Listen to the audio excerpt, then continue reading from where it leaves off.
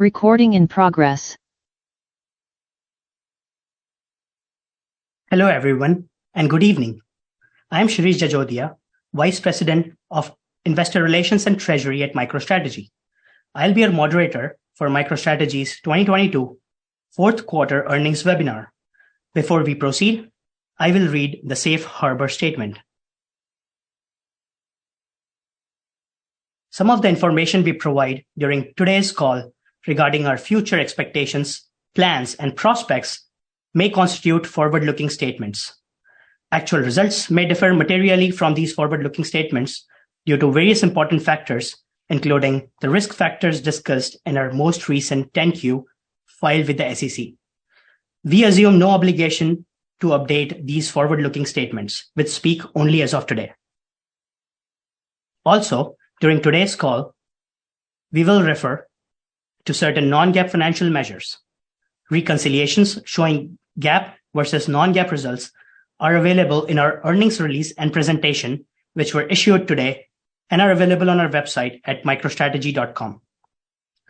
I would like to welcome you all to today's webinar and let you know that we will be taking questions through the Q&A feature at the bottom of your screen.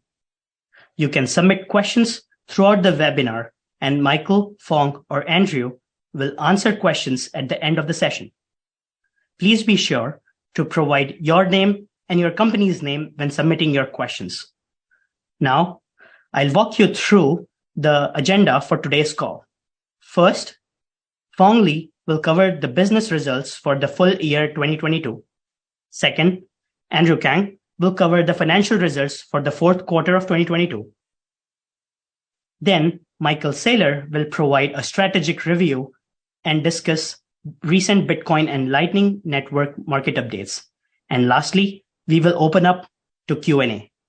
With that, I'll turn the call over to Fong Li, President and CEO of MicroStrategy. Thank you, Shirish.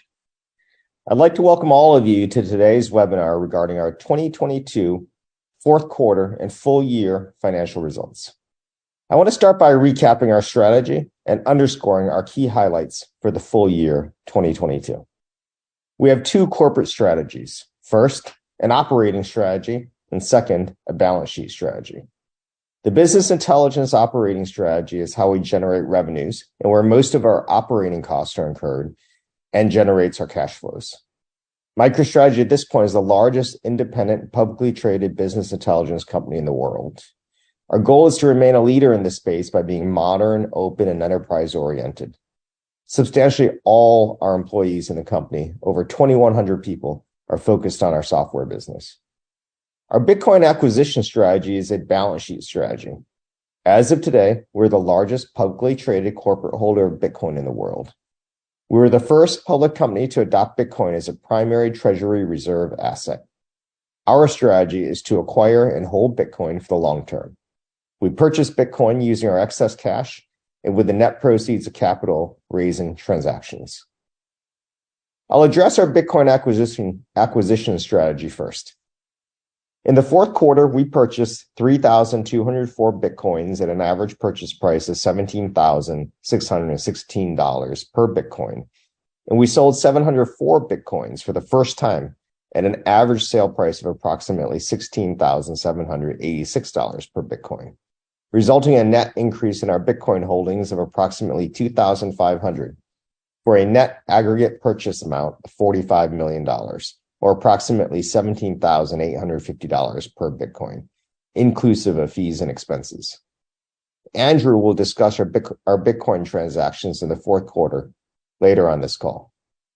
As of December 31st, 2022, we held a total of 132,500 Bitcoins acquired at an aggregate cost of $4 billion, or average cost of approximately $30,100 per Bitcoin.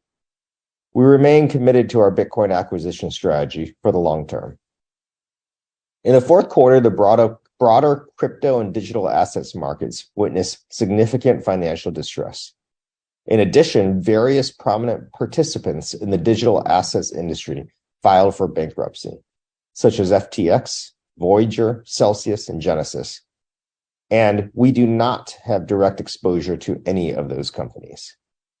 In addition, we conducted further diligence of our custodians and execution partners to assess their exposure to these companies and understand that their exposure was minimal. Since the adoption of our Bitcoin acquisition strategy, we've taken a simple approach from day one, which is to buy and hold Bitcoin. We've taken steps along the way to minimize risk, particularly with counterparties. We buy only Bitcoin in US-based markets. We custody Bitcoin with institutional-grade, US-based regulated custodians and cold storage, and we have not lended our Bitcoin to third parties for yield or any other purposes. As a result, we've been able to avoid transacting with bad actors in the space. To summarize our view on Bitcoin, first, we continue to have a high level of conviction in the value proposition of Bitcoin. We're very supportive of the Bitcoin network on a go-forward basis. Second, we continue to follow a risk-managed approach to executing our Bitcoin acquisition strategy. And third, we're long-term focused, and we plan to continue to accumulate Bitcoin over time. Our core business is not impacted by near-term Bitcoin price fluctuations. With that, I will now turn to our software strategy highlights from 2022. We achieved constant currency total revenue growth for 2022 on the strength of our cloud business, despite a challenging macroeconomic environment last year with high inflation, weakening foreign currencies, and the ongoing war in Ukraine. Total revenue for 2022 was $499.3 million, which increased 2% year over year on a constant currency basis. Total software licenses, which consist of total product licenses and subscription services revenues in our consolidated statement of operations, were $147.2 million, which increased 6% year over year on a constant currency basis. We also made important progress in our shift towards our cloud offering, resulting in annual subscription revenues of $60.7 million, an increase of 46% year over year on a constant currency basis.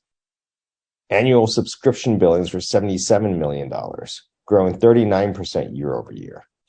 The strong growth in our subscription revenue and billings was driven by both existing customer migrations to the cloud and new customer wins. Our customer revenue renewal rates continue to be among the highest we've ever experienced.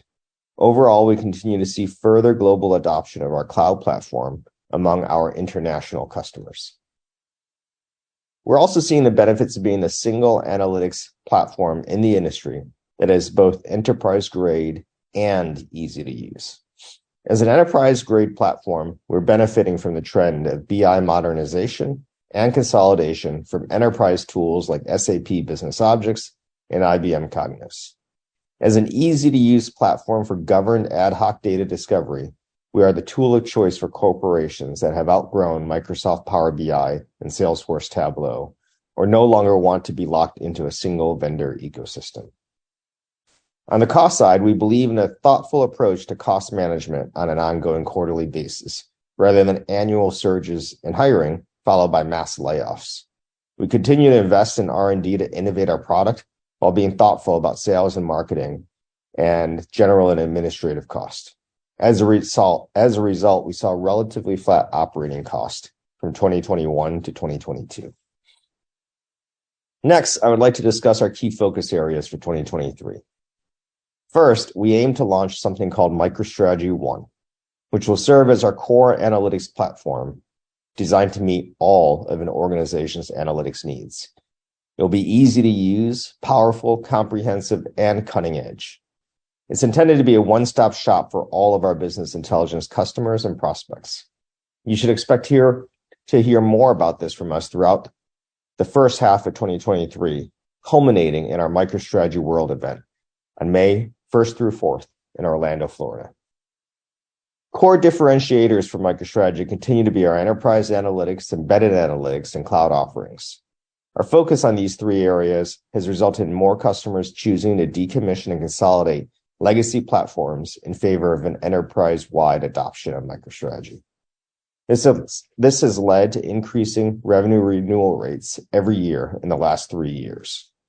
Our customers depend on these differentiating capabilities to build mission-critical applications to run their field forces, store operations, bank branches, risk analysis groups, corporate operations, and much more.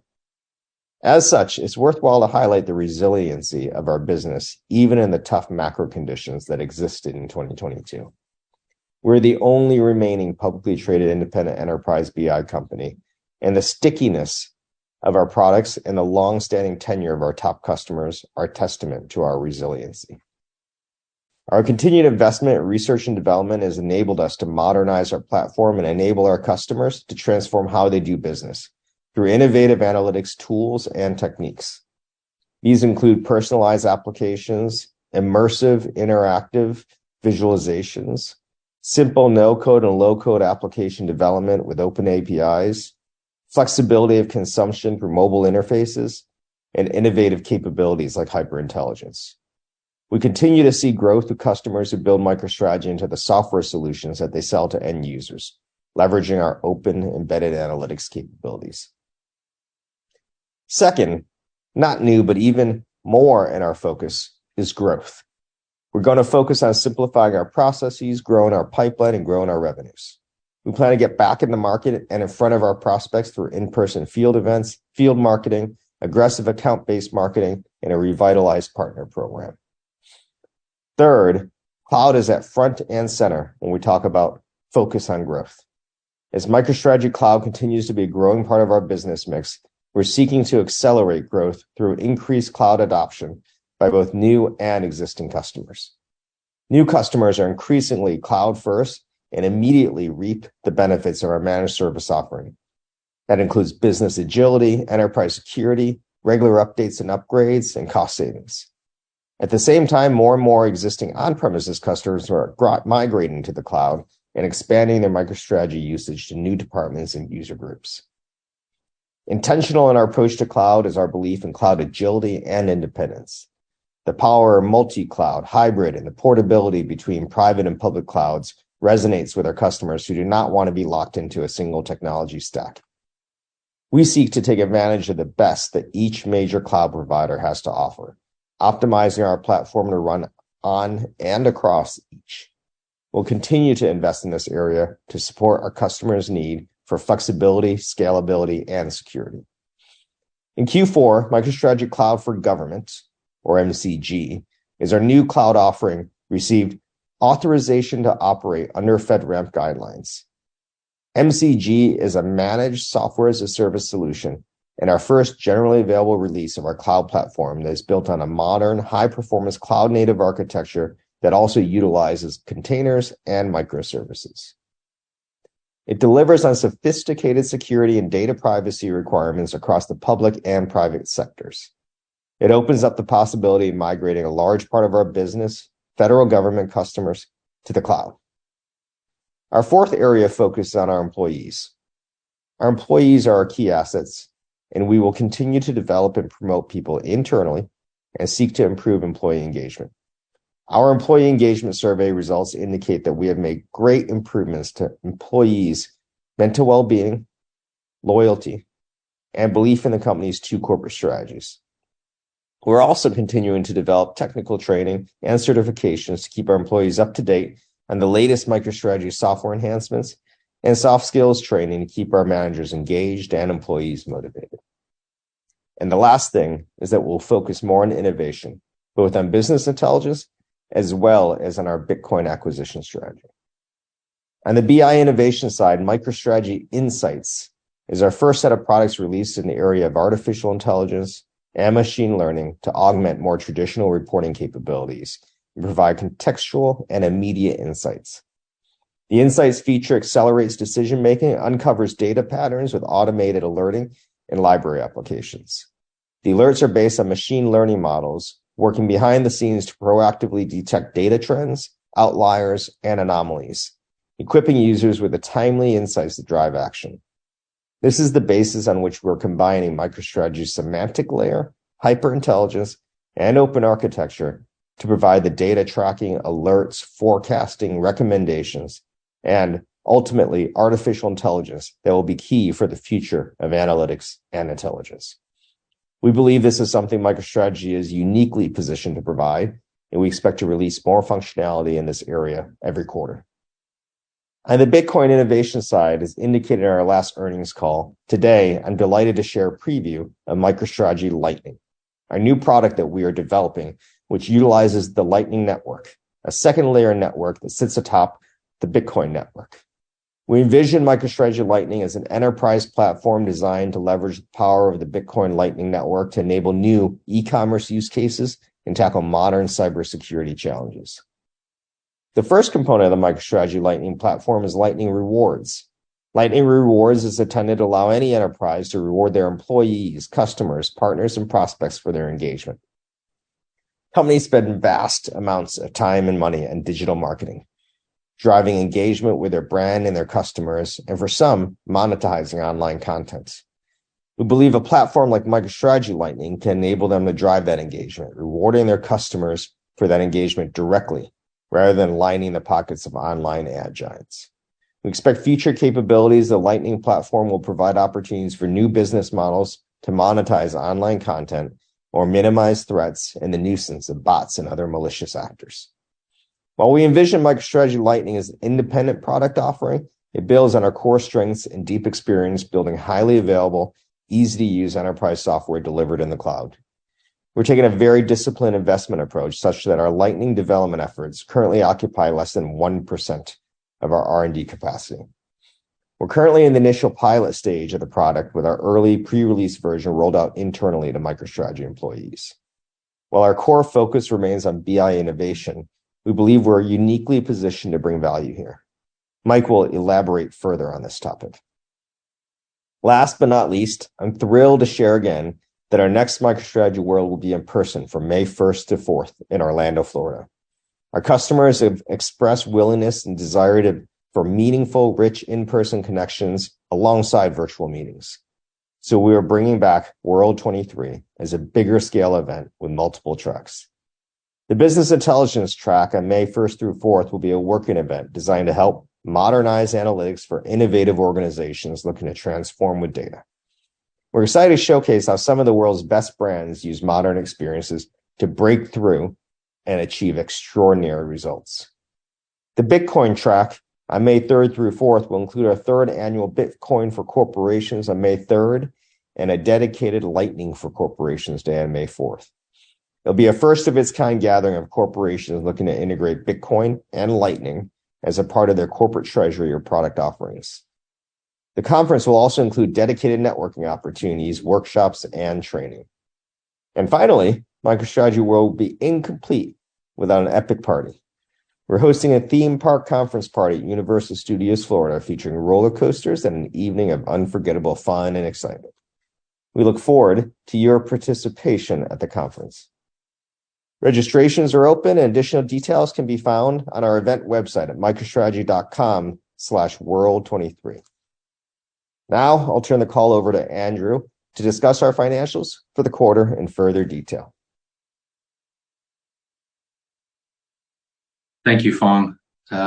Before jumping into the quarterly results, I'd like to quickly reemphasize MicroStrategy's revenue priorities.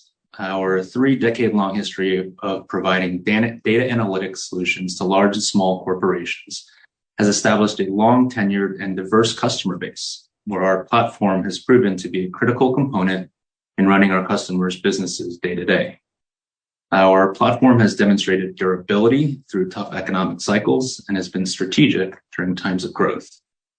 An important foundation to our revenue is through supporting our existing customers as their businesses evolve.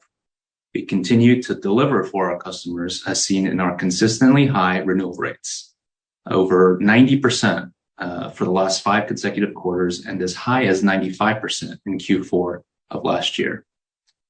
Second, growing cloud revenue, which for us means migrating existing customers into a fully hosted and managed cloud subscription model, which Phong talked about earlier.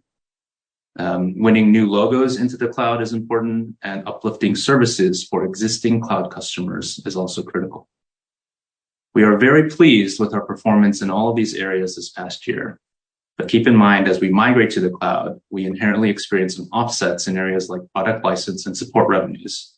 However, the transition to a subscription model will establish high-quality annual recurring revenues that will allow us to scale even stronger growth in the future. In Q4 of last year, approximately 64% of our total revenue was recurring, compared to approximately 60% in the same quarter of the prior year, a trend that we expect will continue in 2023. Lastly, our consulting business, which has been and continues to be essential in providing expert support and solutions to our customers. They not only champion solutions, but they also drive modernization and also impact growth through partner opportunities. Okay, turning to the results. Total revenues for the fourth quarter were $132.6 million, down $2 million or approximately 1% year over year. However, at constant currency, Q4 total revenues were up 4% year over year, similar to the trend we saw in Q3. Total software license revenues were $45 million, up 1% year over year, and up 8% at constant currency. When we look at product license revenues and subscription service revenues together, year-over-year growth on both a GAAP basis and at constant currency continue to show the overall growth momentum of our cloud transition. Subscription service revenues were $17.5 million, an increase of 47% year over year, and up 54% at constant currency. While product license revenues were $27.6 million for the quarter, down 15% year over year, and product support revenues were $66.8 million, down $2.3 million year over year, but up 1% at constant currency. These trends are consistent with the revenue themes that I mentioned earlier. Finally, other services revenues were $20.7 million, a slight 1% decrease year over year, but an increase of 5% at constant currency. Our worldwide consulting business, which makes up the majority of our other services revenues, saw higher bill rates globally in Q4, with particularly strong performance among our European and Argentina consultants. To add to that, we're also seeing early success and momentum in the build-out of our India workforce, where we plan to grow strategically in future quarters. Turning to slide 14, we continue to see growth in our software license and subscription billings driven by the continued strong momentum in cloud. Total current software license billings increased to $61 million in the fourth quarter, which was an increase of 10% year over year. Current subscription billings were $31 million, an increase of 28% year over year, our 11th straight quarter of double-digit growth. And full year 22 annual subscription billings grew 39% compared to the prior 12 months, with both subscription service revenue and current deferred subscription revenue growing over 40% each year for the full year 2022 compared to 2021. We are extremely pleased with cloud growth in 2022, which has exceeded expectations in the timeline for transforming and modernizing our BI platform. 2023 will provide to be a pivotal year as well, as we begin to see the benefits of the scaling up of our cloud business and the adoption from our customers from the past 2 years. Turning to costs, total non-GAAP expenses, which exclude share-based compensation costs, were $309 million in the fourth quarter, or $50 million higher year over year. 51 million of the year-over-year increase was attributed to Bitcoin impairment charges in the quarter as a result of the price volatility we saw in Q4. This was driven largely by the collapse of FTX and its impact to the broader digital asset market. The price of Bitcoin fell to a low of approximately $15,460 during the quarter, which drove the additional impairment to our Bitcoin holdings under the current accounting rules. Non-GAAP cost of revenues were $26 million in the fourth quarter, an increase of $2.5 million or 11% year over year. As a percentage of total revenues, non-GAAP cost of revenues increased 2% year over year, related in part to the growth of our cloud business, similar to what we've seen in recent quarters. Non-GAAP sales and marketing expense decreased $3 million or 8% year over year to $37 million, or as a percentage of total revenues lower by 2% year over year. This was due in part to a combination of higher net capitalized commissions this quarter, plus some favorable FX impacts compared to the same quarter in the prior year. Non-GAAP R&D expenses were $28 million in Q4, a slight increase of $300,000 compared to the prior year. In this area, we continue to prioritize spend, as Phong mentioned, and increased our talent and resources on average for the year. But we did so intentionally and in a way that kept expenses flat by leveraging our more cost-efficient global delivery centers. Our non-GAAP G&A costs were $21 million, pretty much flat, a decrease of about $400,000 or 2% year over year. As Phong mentioned earlier, our focus on lowering costs has been ongoing and frequent, with a strict discipline in managing efficient personnel and non-personnel costs. It's not something that we just started thinking about in the second half of last year.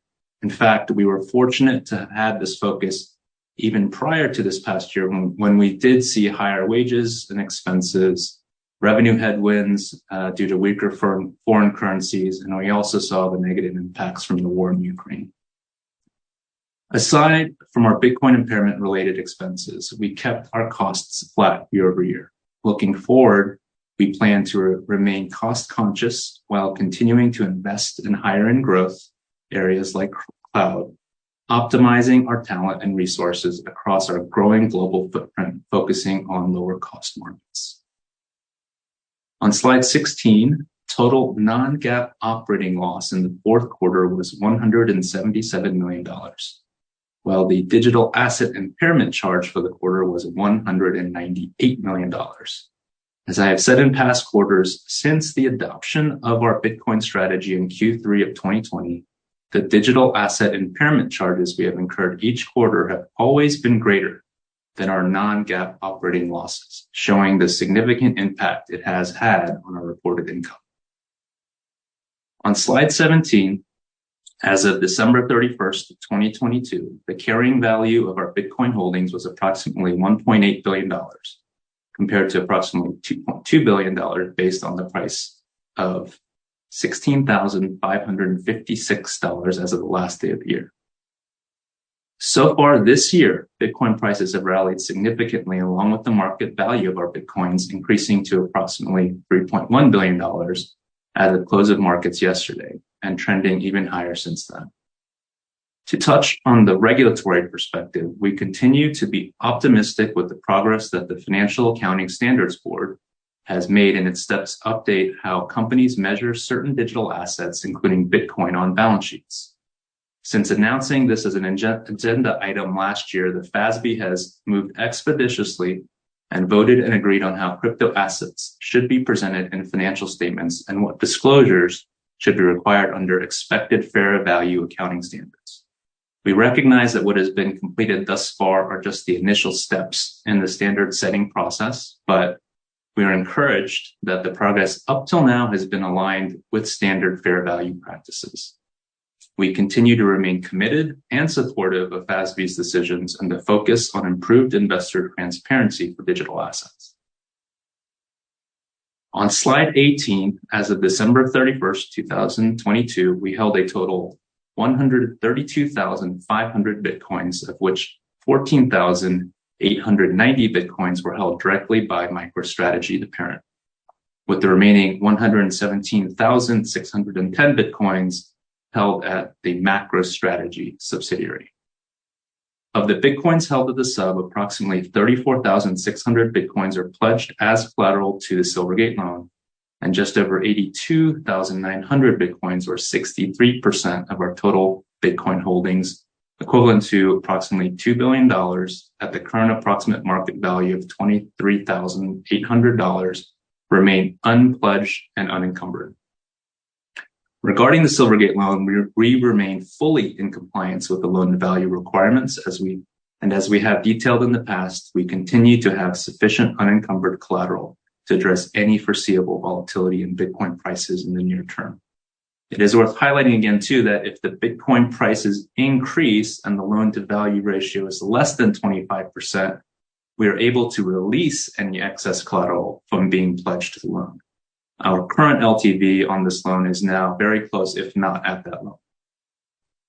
As Fong mentioned earlier, for the first time in the fourth quarter, we sold approximately 704 Bitcoins that carried a higher tax cost basis compared to the market price of the Bitcoin at the time of the sale. The transactions generated capital losses of approximately $34 million, which we expect to carry back against previous capital gains. And to the extent such carrybacks are available, we expect to generate a tax benefit. Even with the aforementioned sale, we increased our net holdings by 2,500 Bitcoins during the quarter. And we continually explore opportunities to use our Bitcoin to generate shareholder value, and we may consider pursuing additional transactions that may take advantage of the volatility in Bitcoin prices or other market dislocations that are consistent with our long-term Bitcoin strategy. We will thoughtfully consider any other opportunities in the future, and if we choose to pursue anything, we will carefully assess any potential risks and do so in a prudent manner as we have done in the past. Turning to slide 19, our debt capital structure remains unchanged with a total $2.4 billion of its outstanding debt and convertible instruments, which carry a blended interest rate of approximately 2.1%. The convertible senior notes carry an extremely low cost of funds, with the earliest debt maturity not until March 2025. These convertible notes are very attractive in terms of cost, and with over 2 years remaining until the earlier of the maturities, that outstanding long-term capital remains very valuable. In Q4, we activated a $500 million at-the-market or ATM equity offering and issued an aggregate 218,575,000 shares of Class A common stock at an average gross price per share of approximately $213.16. We raised approximately $46.6 million in gross proceeds, which leaves us with approximately $453 million of outstanding ATM capacity available under our program. We will continue to evaluate and sell equity under this existing program when we believe there is an embedded valuation premium in our stock compared to the market value of our Bitcoin holdings and our estimated value of our software business. Use of those proceeds will be for general corporate purposes, including for the purchase of Bitcoin or for other general corporate liquidity needs. As we execute under the program, we will do so with a disciplined focus on growing shareholder value, optimizing our capital structure, and maintaining adequate liquidity to run and grow our business. The overall liquidity from both our operating and financing activities remains more than sufficient to manage our ongoing working capital needs, grow our business, as well as manage our debt expense. Our outlook for 2023 remains cautious but optimistic. We are planning for the recent trends in macro and market volatility to likely persist in the near term. However, we are encouraged that even in this environment of constant change, businesses need actionable data and analytics to succeed, an open architecture to be agile, and cloud capabilities to be cost efficient and effective. MicroStrategy delivers all of this. In 2023, we will target modest constant currency total revenue growth. We will continue to grow cloud subscription billings as a percentage of total revenue, and we will continue to strengthen the quality of our recurring revenue as we continue to transform our platform to the cloud. We will remain disciplined and scrutinize costs while investing in growth areas, and we will continue to execute on our dual strategy of growing our business intelligence and acquiring and holding Bitcoin. Thank you for your time today and for your continued support of MicroStrategy. I'll now turn the call over to Michael for his remarks. Thank you, Andrew. I'm Michael Saylor, the Executive Chairman of MicroStrategy. First, I'd like to provide our performance review. When we think about the corporate strategy and its effectiveness, we go back to the summer of 2020 when we made our major strategic decision. And it was on August 11th of 2020 that we announced to the world that we had acquired $250 million worth of Bitcoin, along with a tender offer. On the day before, our stock was about $121 to $122 a share. Today, the stock closed at $292 a share. So, of course, we measure our success based upon the creation of shareholder value. And if we look at the performance of the company stock since August 10th, 2020 to close of business 4 p.m. Eastern Time, February 1st, you can see the MicroStrategy stock is up 117%. We pick a number of different benchmarks. I think the most important benchmark is Bitcoin's performance. And you can see from this chart that Bitcoin, notwithstanding the fact that it is known by all to be volatile. Everyone that talks about Bitcoin talks about it being volatile. Nobody that talks about Bitcoin actually points out that despite its volatility, it is the number one performing asset over the past 2.5 years.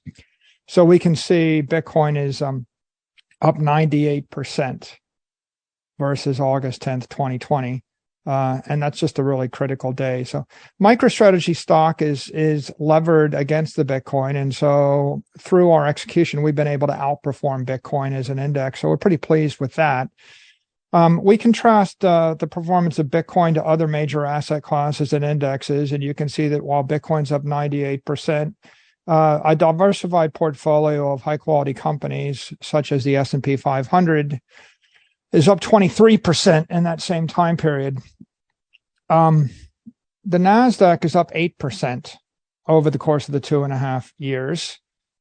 Gold is a loser. Gold has lost 5% since the summer, since August 10th of 2020.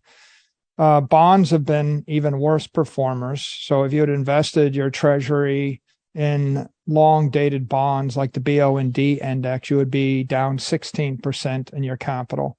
And although people often talk about gold and silver as money, you can see that silver is even a weaker monetary asset than gold. It's down 19% over that time period.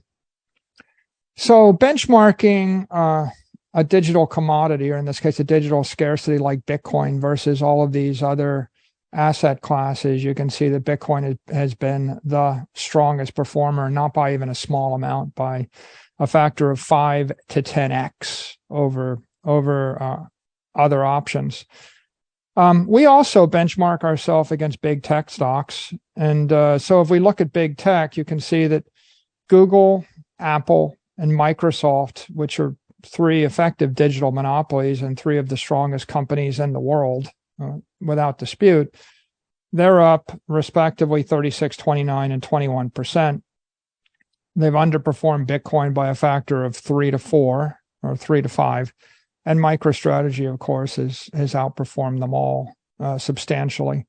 Now, Netflix, Amazon, and Meta Group, all down, minus 25, minus 33, minus 42.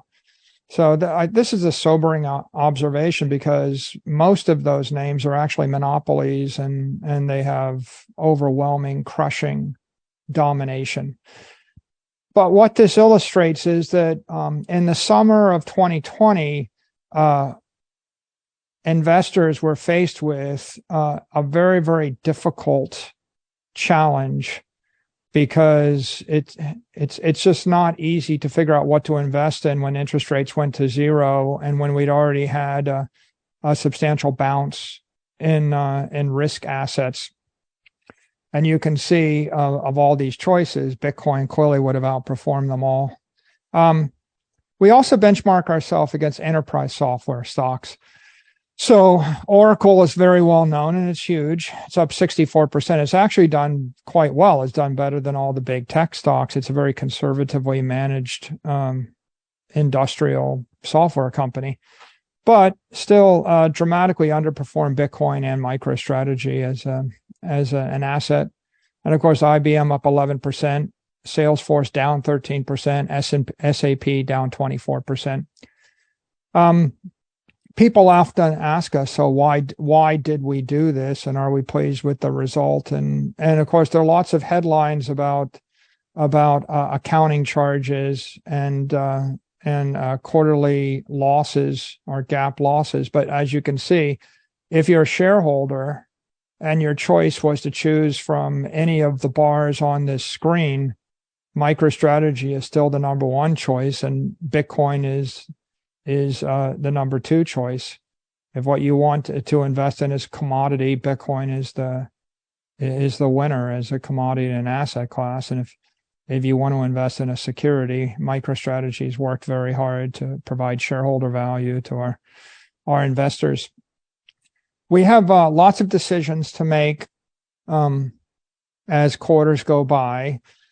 And we always try to evaluate what is the best path forward for our shareholders, what is most accretive for the equity holders of MSTR. And I think that the scorecard illustrates that to date so far, we have been effective in that, and we'll continue to focus. This chart really illustrates why we are so committed to our Bitcoin strategy.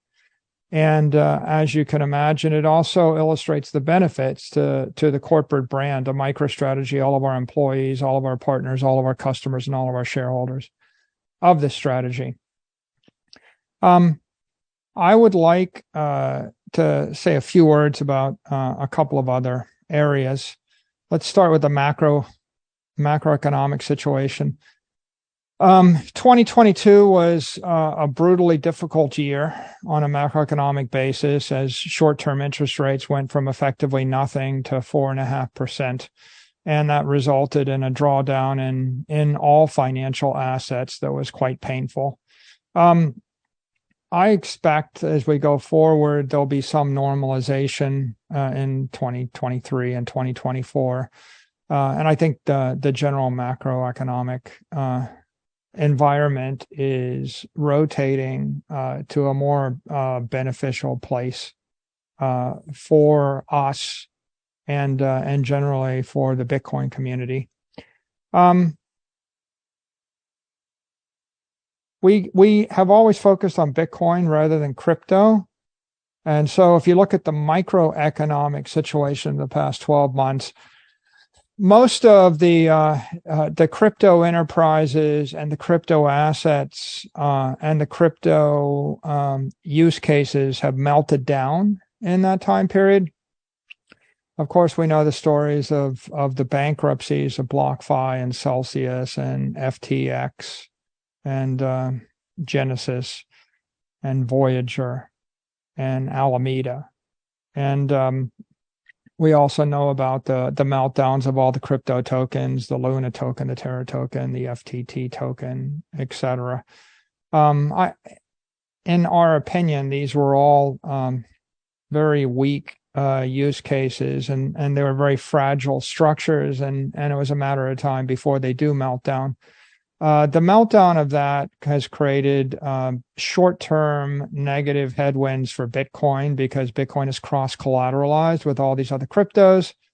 But long-term, the rationalization of the crypto market will be beneficial for Bitcoin. It is educated an entire generation of investors on the benefits of Bitcoin as a decentralized digital commodity and the benefits of not having counterparty risk.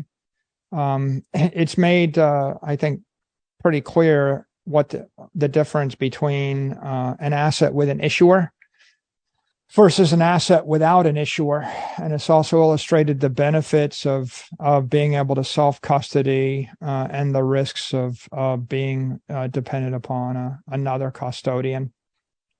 The reason that MicroStrategy was able to get through this entire crypto winter is because we weren't exposed directly to any cryptos, nor did we do business with any of the crypto exchanges. And we didn't do it for very clear reasons because we don't believe in the value proposition of unregistered securities. And we felt that at some point, eventually, the combination of risky behavior in the crypto industry and the ethical and the legal overhang of the unregistered securities would eventually create a liability. I think as we go forward, you're going to see much stronger institutions that will be entering the space.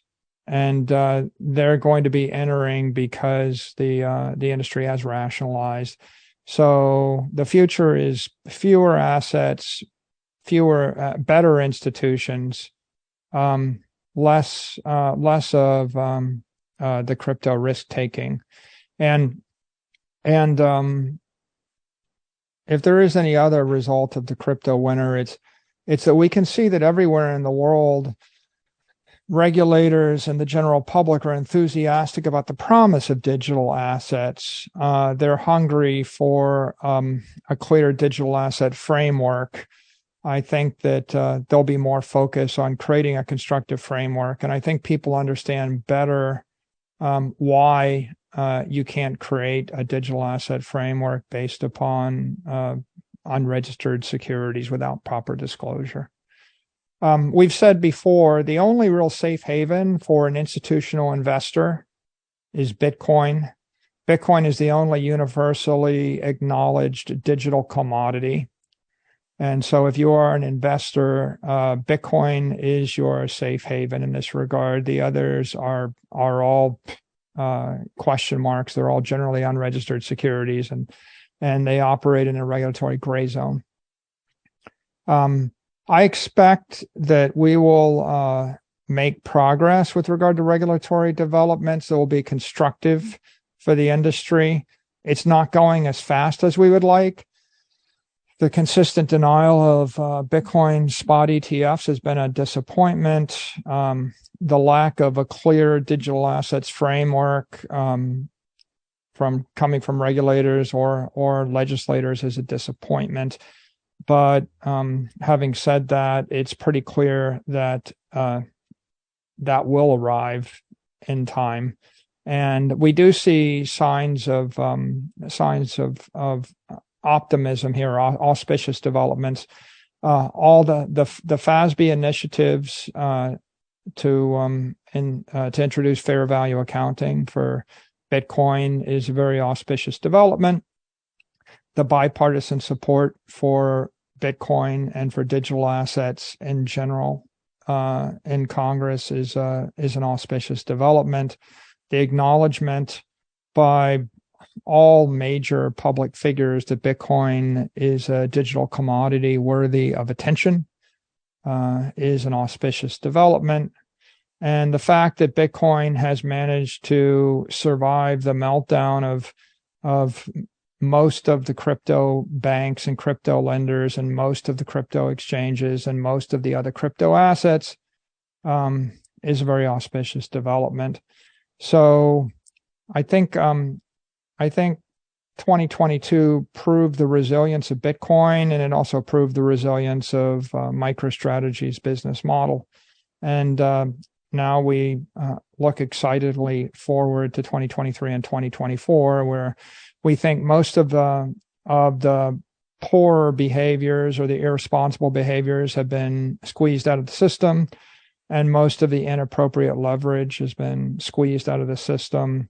And I don't think that people in the crypto market will, I don't think they'll engage in the same behaviors that they got away with in the previous few years, because I think the public has been educated. And I think generally we have a much more sophisticated set of investors and actors in the space, all of which I think is good for Bitcoin. The last point I'll make on Lightning. Lightning is really spreading rapidly, and it's being adopted by many businesses. We see dozens and dozens of Lightning startups being launched, lots of Lightning wallets. We see some exciting applications of Lightning, and I think that's only going to continue. Lightning liquidity continues to increase. We as a company have been very pleased with the early results of our Lightning R&D effort and MicroStrategy Lightning product development. It's quite impressive what you can do with Lightning. I think traditionally the primary criticism of Bitcoin was the slow transaction rate on the base chain. made it difficult for people to see how billions of individuals would onboard to the network and how billions of transactions could take place. But now I think as Lightning has spread, it's becoming fairly straightforward and quite easy to see how that's going to happen. We're going to see first dozens and then hundreds and then thousands of layer 3 applications that move Bitcoin within a custodial network like Cash App or like a Coinbase or a Binance. And then we're going to see all of those applications start to knit together with a layer 2 protocol, which we call Lightning. And as they adopt Lightning as their layer 2 protocol, we'll see there'll be massive transaction throughput on the layer 3, and then we'll see people depositing and withdrawing Satoshis on layer 2s. And then we'll see the layer 1 will evolve to become the settlement network of the entire global digital monetary system. And that's why we decided to host a Lightning for Corporations track at MicroStrategy World coming up in May. This will be a first. To my knowledge, no one's actually hosted a Lightning for Corporations conference. But we think that 2023 is the right time. It's become increasingly clear that you can build Bitcoin and Satoshis and microtransactions into your products and into your services using the Lightning protocol. And I think that there'll be a whole set of breakthrough applications and breakthrough products using Lightning. So 2023 is an exciting year, and I think we're moving into the most exciting phase of Bitcoin development ever. Bitcoin is emerging as the grown-up institutional asset in the digital ecosystem, and Lightning is emerging as the universal language for moving money over IP.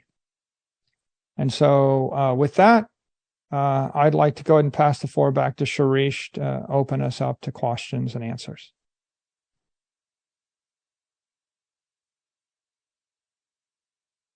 Great. Thank you, Michael. So we are going to jump right into the questions. And the first question is for Phong. Phong, could you update us on the progress of your cloud product and capabilities and how customer migrations are faring today? And what are your expectations for cloud business growth given the tougher macro? Yeah, thanks, Shirish. Cloud growth is going very well. In 2022, we grew on a revenue basis, 46% constant currency, and on a billings basis, about 39%, which both represent a bit of an acceleration in 2022.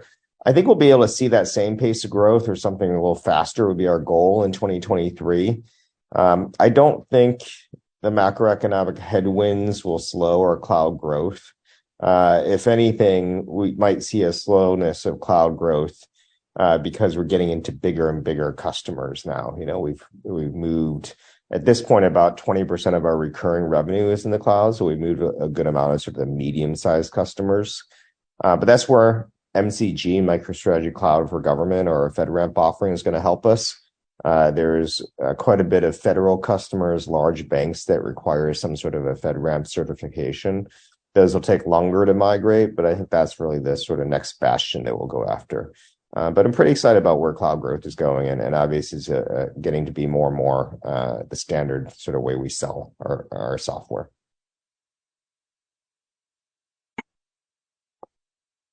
Thanks, Phong. Next question is for Andrew. Can you please provide more detail about your sale of Bitcoin in December? And do you intend to make any further sales? Thanks, Shirish, for the question. As I mentioned in the prepared remarks, we sold 704 Bitcoin in December, which generated a capital loss, which we expect to carry back against a capital gain from 2019, which was through an old domain name sale. Apart from that sale, we have not sold any other Bitcoin. And in fact, I think the main takeaway should be that we have continued to increase our total Bitcoin holdings each quarter since inception, including Q4. And I mentioned this before as well, but we don't really stop exploring opportunities and thinking of ways to increase shareholder value related to our Bitcoin. And in the future, we may consider doing other things that may take advantage of market volatility or be opportunistic in the market. I guess either way, anything we do, we'll do it consistently, within the construct of our long-term Bitcoin strategy, which is to buy, hold, and grow it. Thanks, Andrew. Next question is for Michael. In light of the recent crypto market events, what do you think are the key catalysts for more adoption of Bitcoin by corporations? I think fair value accounting is going to be a big plus for corporate adoption. Since clearly the gap volatility created by indefinite and intangible accounting is a negative for CFOs. I think the rollout of Lightning for corporations is going to be another big catalyst, because the ability to build Bitcoin in play to earn, or Bitcoin rewards, or Bitcoin into marketing programs, and to do microtransactions is going to be viewed as a real exciting benefit. It could be a great solution for chief marketing officers, or CHROs, or CEOs, or heads of sales. I think that over time, one big driver is payment networks are inefficient and slow and expensive. So as companies figure out how to monetize their applications and move small microtransactions around friction-free at zero cost, I think that there's going to be an interesting use case for heads of sales and CEOs. So in short, maybe the last thing is any regulatory clarity that comes from Washington, D.C., with regard to the digital assets ecosystem will be a big driver. And so I think we're all eagerly awaiting some sort of digital assets framework.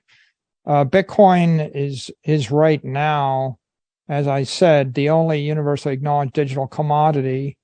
And so in a way, it's the one thing you can deal with in the absence of an asset framework.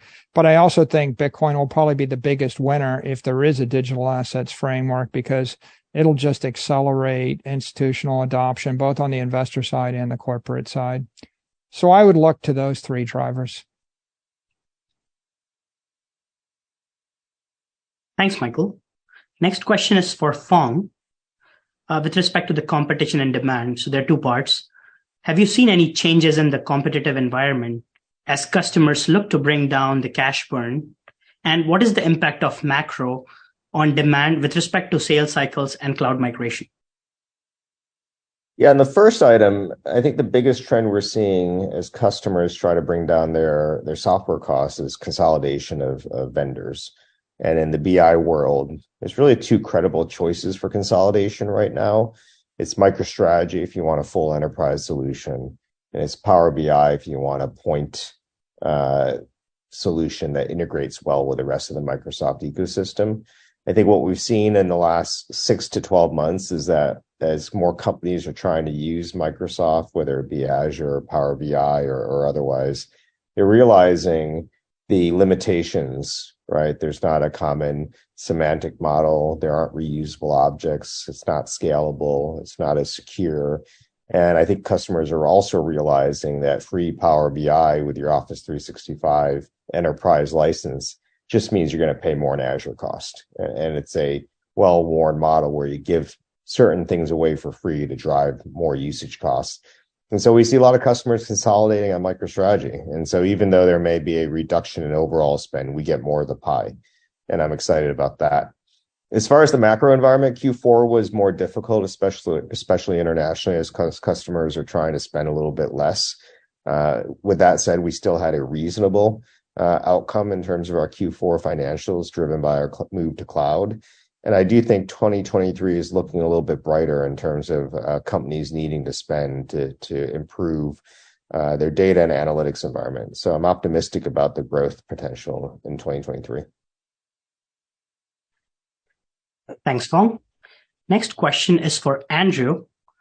Can you please provide your thought process on how do you plan to address the 2025 loan maturities coming up? Thanks, Shirish. There has been some volatility in our bond prices recently, and just looking back to Q4, we've seen that pretty clearly. But we've also seen that same volatility pretty dramatically rebound prices here in January in a very short period of time. I think with that kind of backdrop and changes in the market, we are comfortable with our outstanding debt levels, and we are confident then that when it does come due, we will be able to either refinance it, equitize it, or pay it off. And we have a lot of different options available to us to manage those maturities. And the fact is we still have a lot of time left to do so in the next 2+ years. Thanks, Andrew. We'll take this one last question for Phong. What is your margin outlook for 2023? And how are you thinking about balancing revenue growth versus margin preservation? I like to have both, right? We're going to focus on driving revenue growth and profitability or margin growth in 2023. I think a big driver, that's our acceleration of conversions to cloud, which allows us to see an uplift in cloud revenue and overall revenue from hosting, term licenses, and support fees. At the cost side, Andrew mentioned it, but we kept our costs relatively flat, our operating costs relatively flat from 2021 to 2022. The goal would be to do something similar or even reduce our costs a little bit if you exclude the impact of Bitcoin holdings. And I'm talking about non-GAAP cost here. So if we can grow revenues and keep flat or reduce our costs in 2023, then we should be able to grow margins. And I think if the macroeconomic environment improves faster, we can do that even faster in 2023. Great. Thanks, Phong. So I think that brings us to the end of the time for today's webinar. Thank you, everyone, for the questions. This concludes the Q&A portion of the webinar, and I will now hand over the call to Phong for closing remarks. Thanks, Shirish. I want to thank everyone for being with us today, and we appreciate all of your support. We're enthusiastic as